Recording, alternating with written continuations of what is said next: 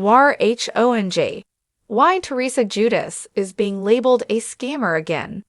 Will Teresa Giudice ever beat the scammer allegations? As of now, it doesn't look like it. The Real Housewives of New Jersey star has already dealt with legal troubles for bankruptcy fraud, wire fraud, mail fraud, and bank fraud back in the day. Now, she's being accused of scamming her fans in a completely different way. Plenty of people would rather focus on Teresa's presence in reality TV shows, especially now that she started filming House of Villains. Unfortunately, the scandal might just overshadow that. Is Teresa Giudice scamming her fans on Instagram? Teresa has been promoting a sweepstakes on Instagram that might possibly scam her fans out of their money. According to Monsters and Critics, her promotion of a $50,000 sweepstakes isn't actually legitimate at all. Teresa has been encouraging her fans to give the sweepstakes a look for an opportunity to win thousands of dollars. However, her followers are questioning if any of it is actually real. In one of Teresa's promotional videos, she boldly says, "Their site has all these sick benefits to help you grow your finances, and it's totally free. Why haven't you signed up yet? Go sign up now and get more rich." Fans aren't amused by the potential scam, and it seems a lot of people are warning each other in Teresa's comment section. She has yet to speak out about the scandal, and it's unclear if she ever will. Teresa has also been heavily promoting House of Villains. Teresa Giudice is a noteworthy cast member of House of Villains. As fans wait for more clarity about the sweepstakes scam from Teresa, it's still possible to keep up with her in new episodes of House of Villains. E!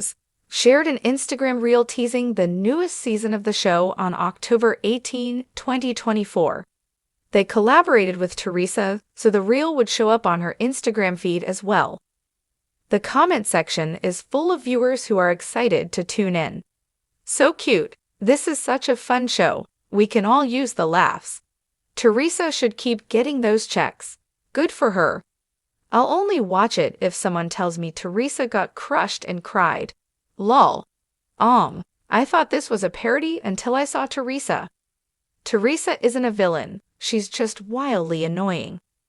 Along with Teresa, some of the other reality TV stars you'll catch in Season 2 include Tiffany Pollard, Wes Bergman, Jesse Goddard, Richard Hatch, and Victoria Larson.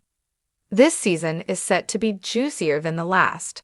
It was a bright, brisk afternoon in Franklin Lakes, and Teresa Giudice's sprawling estate stood as a testament to her resilience. From federal prison to best-selling cookbooks, Teresa had always managed to claw her way back. But lately, whispers had been circulating through the tight-knit communities of North Jersey. Is Teresa Giudice back to her old ways? The drama began innocuously enough, or so it seemed. Teresa's latest venture, a luxury retreat series called Namaste by Teresa, had been heavily promoted on her social media. Billed as a spiritual escape for the mind, body, and soul, the retreats promised yoga sessions led by Teresa herself, gourmet meals, and motivational talks featuring surprise celebrity guests. At $5,000 a ticket, the price tag was steep, but that didn't deter her loyal fans. The first retreat, held at a swanky boutique hotel in the Catskills, started off without a hitch. Instagram stories showed Teresa leading sunlit yoga sessions, her iconic hair blowing in the breeze. Guests posted selfies with her, hashtagging #NamasteBeTeresa. But soon, complaints began to surface. Some attendees claimed they didn't get the VIP experience they were promised. The celebrity guest? A YouTuber no one had heard of. The gourmet meals? Bagels and coffee from the local deli. "It felt like a cash grab," said one disappointed guest in an anonymous Reddit thread that quickly gained traction. "She charged us $5,000, and we didn't even get what was advertised." Teresa's response to the initial backlash was classic Giudice. She went on Instagram Live, her face a mixture of indignation and defiance. "To all the haters out there, you need to namaste out of my business," she declared. "I'm doing something positive here, and some people just can't handle it." But the complaints didn't stop. In fact, they multiplied. Attendees from a second retreat alleged that Teresa had canceled their event last minute but refused to issue refunds. Others claimed they'd received emails threatening legal action when they tried to dispute the charges with their credit card companies. Local news outlets picked up the story, and soon, Namist by Teresa was being labeled a scam. And then there was the lawsuit.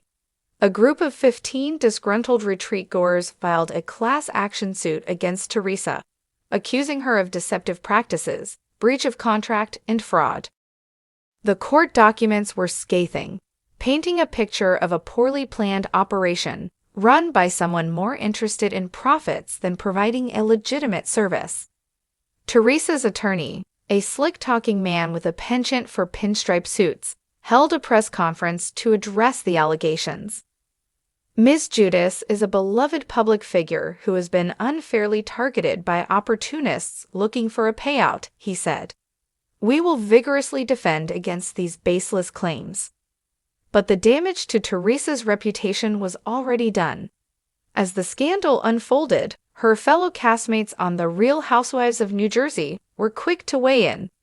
Melissa Gorga, Teresa's estranged sister-in-law, couldn't resist throwing shade during an appearance on a popular Bravo podcast.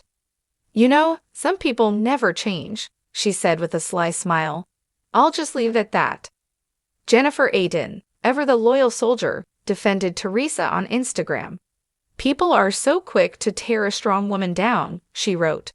Teresa is a hustler, and I admire that. This is just another example of people trying to bring her down because they're jealous.